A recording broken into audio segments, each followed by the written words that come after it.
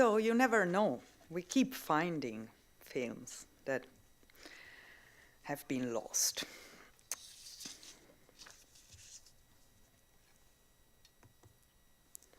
So the new interest in technology I mentioned earlier can be noticed especially in younger generations. They handle sophisticated tools every day and every minute of the day, such as smartphones, tablets, and computers, which are used for a large spectrum of activities spanning from entertainment to communication. With technology, they learn and create.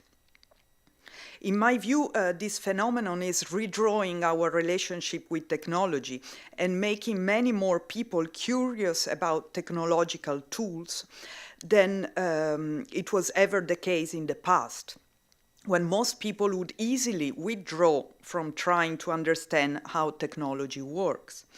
This has been the case also in academic film studies for a long time.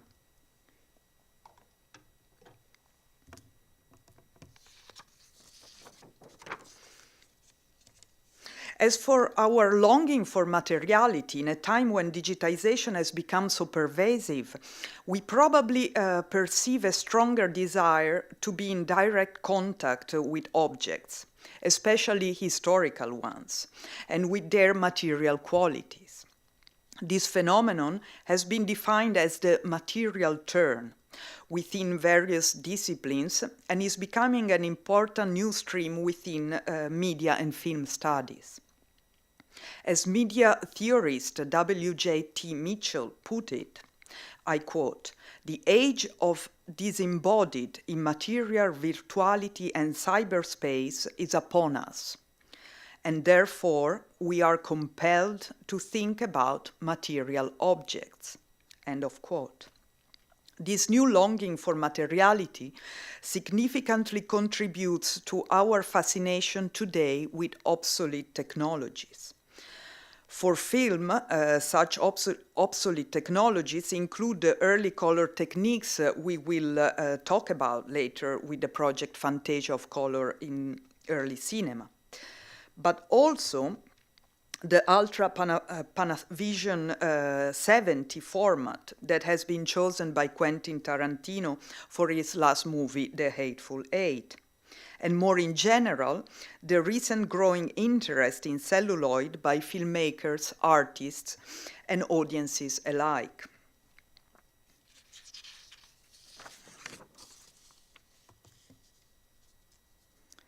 In my work, I argue that digital film technology belongs to the same tradition as analog film technology, and I claim the continuity of 120 years of film history, even after the digital turn.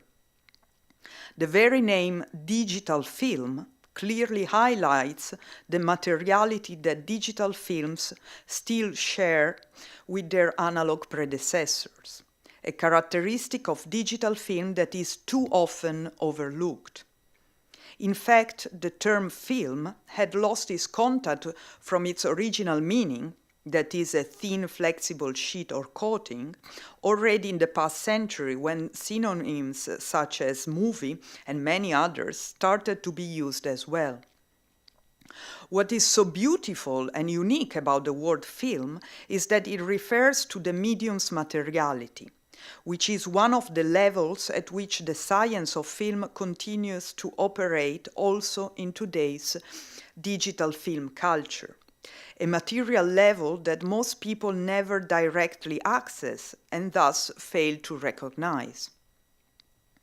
The term film does not refer only to moving images, but to a cultural, social, aesthetic, and I stress material sphere that finds its roots in the experimentation of the late 1800s.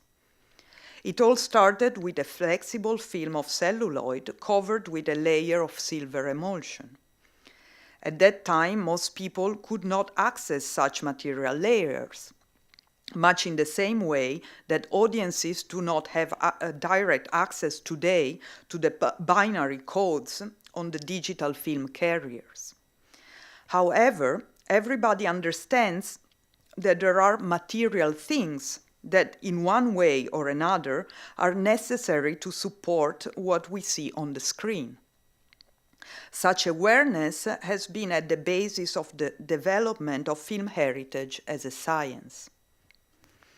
Film, as I would like it to be intended, is a broader concept that transcends the technological differences, such as that between the analog and the digital. Film heritage includes all the elements that inform and form film culture. And while film culture today has happened to become more and more digital, it is based on more than a century of analog film and analog film culture.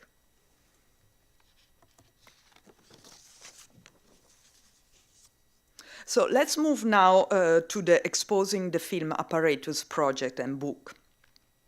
Together with my colleague Annie van der Oever at the University of Groningen, we perceived that the position of film-related collections, and particularly apparatus collections, within film studies and film archiving has changed in the last 20 years. With disciplines such as media archaeology and film archiving becoming an integral part of media studies programs, and film museums displaying their collections in new forms of exhibitions, the shifting role of apparatus collections from the periphery to the center is becoming very palpable. We felt that this development could also be related to the phenomena I mentioned earlier. Firstly, the so-called material turn, which has been identified as a counter effect to the large-scale digitization. And it marks a renewed longing for the haptic interaction with the material as opposed to the experience of the virtual immateriality of digital access. Secondly, a much closer and more physical relationship with technological devices for filmmaking than ever before in history. Indeed, today we all make, edit, and distribute films, simply because most of us own a smartphone equipped with a video camera. It was quite obvious to us that the film archive of the University of Groningen and EYE Filmmuseum could both benefit from working together on the topic of the film apparatus. The two archives are naturally drawn to each other due to a shared history with regard to their collections and a shared ambition with regard to what to do with them. These shared histories and ambitions go as far as the early 1990s, when a group of pioneers brought the film archive into the university for students to be engaged, hands-on, with the object of their study. At EYE Filmmuseum, historical devices are collected and preserved since the archive's establishment in 1946. Today, EYE's apparatus collection features approximately 1,300 items, including a number of pre-cinema devices. Recently, it was decided to have a more integrated approach to film and film-related collections, looking at films in direct conjunction with relevant other collections, and promote a more active presentation of these collections. One recent result of the current collection policy is the permanent exhibition in the EYE Panorama. The image you see in the screen shows a part of the exhibit focusing on the highlights of the film and pre-cinema collection. By means of projections on the wall showcasing the kind of films that devices used to make, in the case of cameras, or show, in the case of projectors. In the panorama, we offer new interactive ways of exhibiting such devices. So in light of our shared tradition and of the renewed interest for technology and materiality, we decided to start an international discussion on film apparatuses, combining the point of view of media scholars and media archivists. In 2012, we organized the international symposium, The Film Archive as a Research Laboratory. It was held at the University of Groningen and led later to the publication of the book.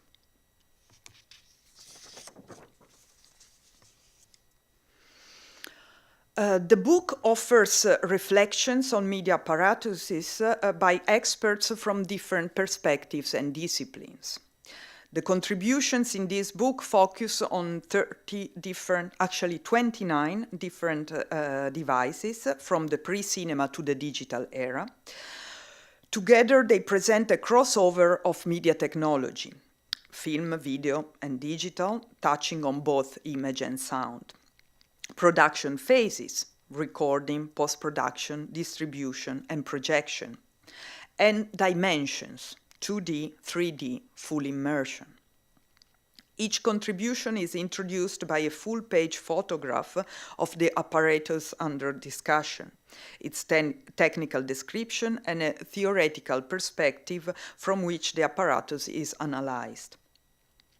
The different approaches in this book correspond, not systematically, but in a random or symptomatic way, with the sampling of perspectives on film study and on film archival practice.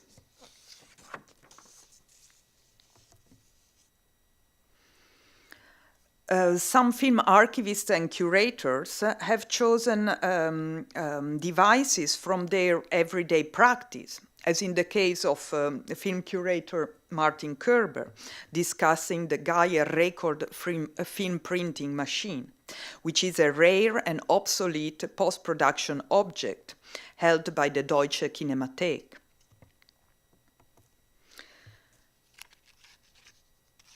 Film researcher and projectionist Lenke Rippmeister, discussing 35 film projection copies, bridging projection practice with new media theory.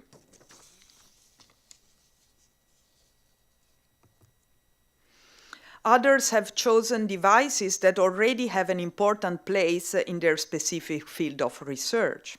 For instance, film scholar Yves Masson focuses on the 16mm Specto 500 cineprojector and its role in the classroom in the 1950s.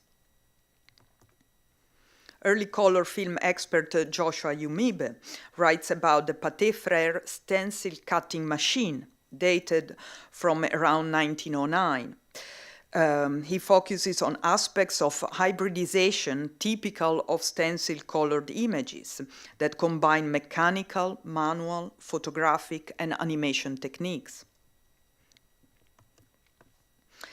And film historian Ian Christie, who addresses the digital cinema projector, arguing that the 2K resolution this projector provides, combined with the potential of 3D imaging, has been crucial for the replacement of 35mm film projection standard in cinema around the world.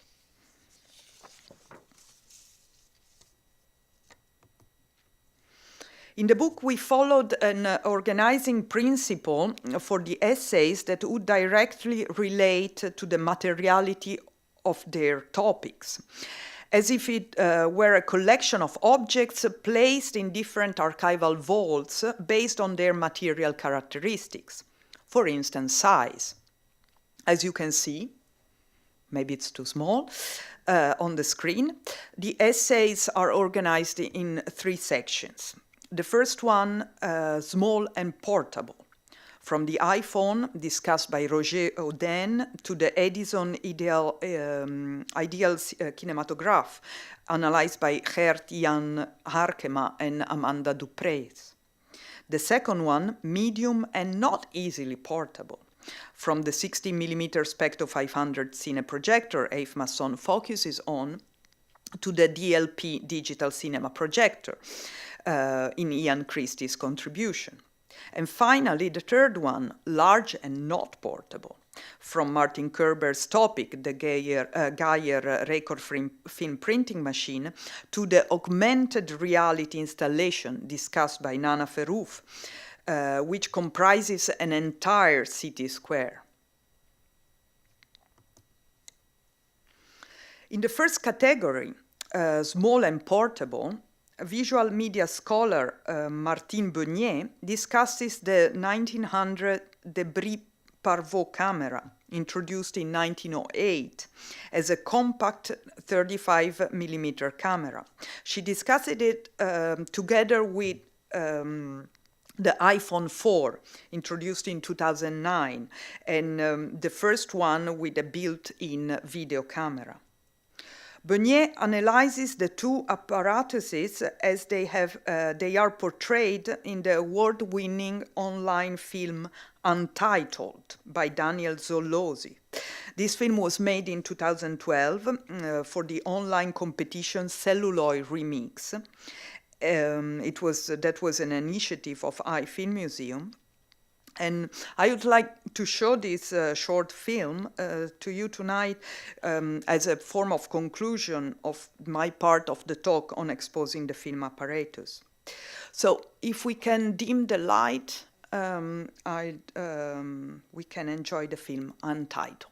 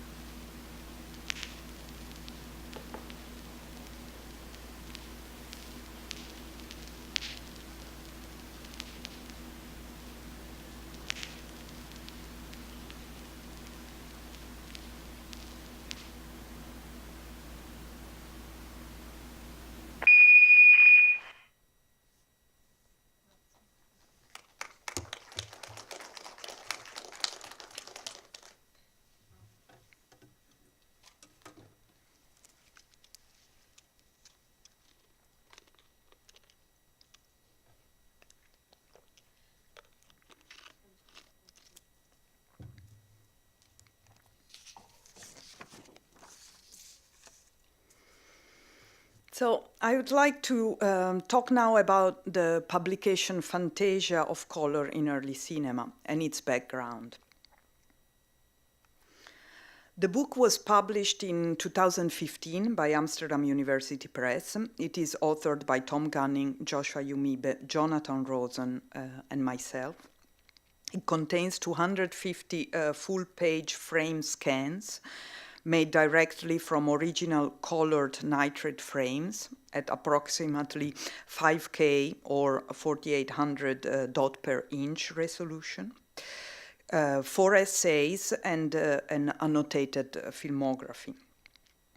Besides the book, this international collaboration led also to the conference, the Color Fantastic Chromatic Words of silent cinema, which was held at EYE Filmmuseum in 2015, and to the creation of a collection of digitized high-resolution scans and a film program that has been touring around the world at festivals and cinematheques in the last 2 years.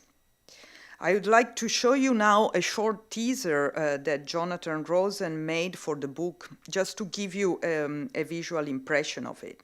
So please, if we can dim the lights one more time. Thank you.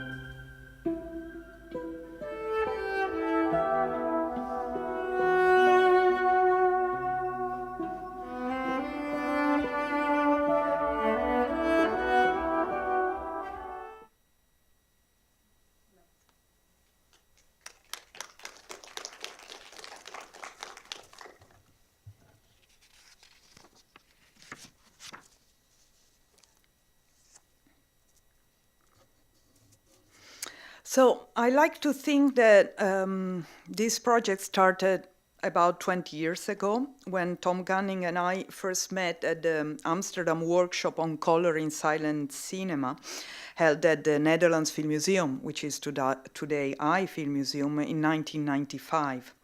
Since then, we kept discussing our mutual fascination for these films and their exceptional applied colors. At the time, I was still a student, and the fact that I ended up restoring, curating, and researching these beautiful film collections, I owe to this first encounter with early color films and to the intellectual generosity of scholars like Tom Gunning. In 2009, during Le Giornate del Cinema Muto in Pordenone, a festival you might be familiar with, were dedicated to silent cinema and its restoration.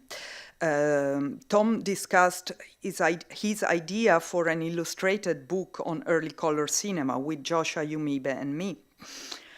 Soon after that, Amsterdam University Press and EYE Filmmuseum expressed their interest in publishing the book, and so we started working on it.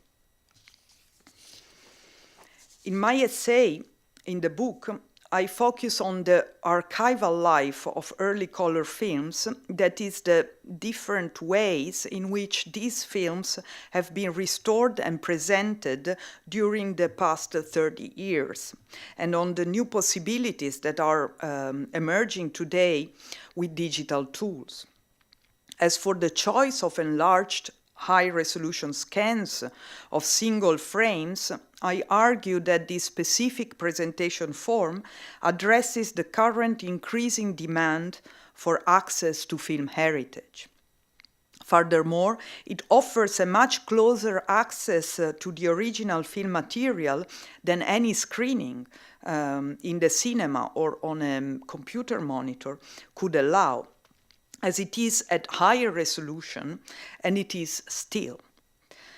Although early color films nowadays can be found online, and they have been celebrated by, for instance, Martin Scorsese's Hugo, only film archivists and film scholars have the opportunity to spend time looking at these films, frame by frame, and appreciate their unique material quality.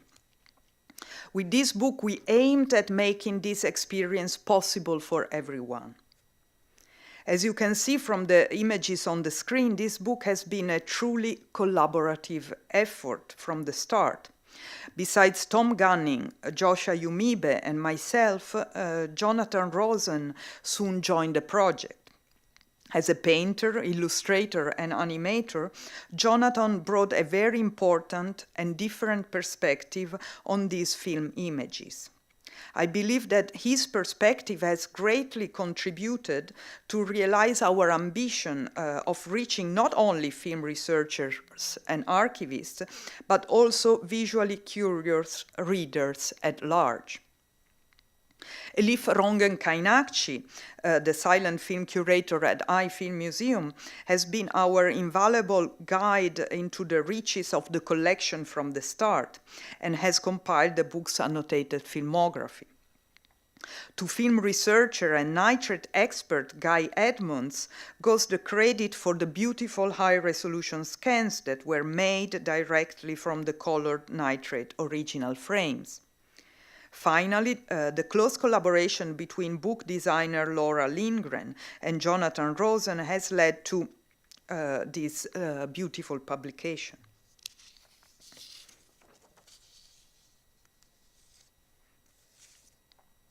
So before introducing the film program that derived from Fantasia, I will start with a short personal note. The unique collection of international early color films held at EYE Filmmuseum brought me to Amsterdam in 1995, when I was still a student in Bologna, in Italy. That's when I fell in love with the collection and with the way the Filmmuseum restored and presented it. Before the late 1980s, most silent color films were preserved and presented in black and white. This is a quite interesting phenomenon in itself if you think that some kind of color technique had been applied to the vast majority of silent films, and that was the way audiences in the first 35 years of cinema had seen such films. In the late 1980s, the Netherlands Film Museum was one of the few archives that promoted the restoration and presentation of those almost forgotten colors.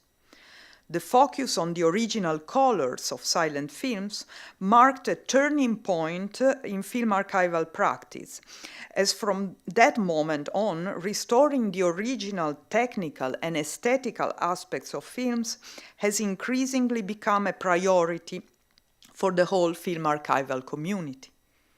This pioneering spirit in restoration and presentation practices is still very much alive in our museum in Amsterdam and characterizes the fantastic team of restorers, curators, and programmers I have the pleasure to work with.